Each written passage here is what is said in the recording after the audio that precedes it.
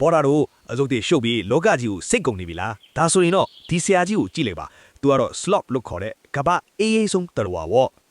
သူ့ရဲ့အမြန်နှုန်းကတော့ခမားတို့လာစာထုတ်ရက်ကိုစောင့်နေရတဲ့လောက်ကိုနေတာပါတမိနစ်မှာ15ပေလောက်ပဲသွားနိုင်ပြီမဲ့ရေကူးရင်တော့ကုန်းပေါ်ထက်3ဆကိုမြန်ပါတယ်အလုပ်ထဲမှာပြင်းတဲ့လောက်ရုံစိမ့်ချိန်ရောက်ရင်ဖုံဖုံဖုံဆိုပြီးပျောက်သွားတဲ့ခမားတို့တငယ်ချင်းတွေလိုပေါ့သူကအစာတနတ်ကိုအစာကြေဖို့တလားလောက်အထိအချိန်ယူပါတယ်သူ့ရဲ့အစာကြေစနစ်ကဘလောက်နေးတယ်လဲဆိုရင်ဘိုက်ပြည့်နေရတဲ့ငတ်တောင်တေသွားနိုင်တဲ့အထိလဲကျန်ပါတယ်သူ့ကိုယ်ပေါ်မှာအရင်ကြီးတောင်ပေါက်နေပြီးပိုးမွားပေါင်း3000ကျော်ကအိမ်ဆောက်နေကြတာဆိုတော့သူကရွေးရှားနေတဲ့တောအုပ်လေးတစ်ခုပါပဲ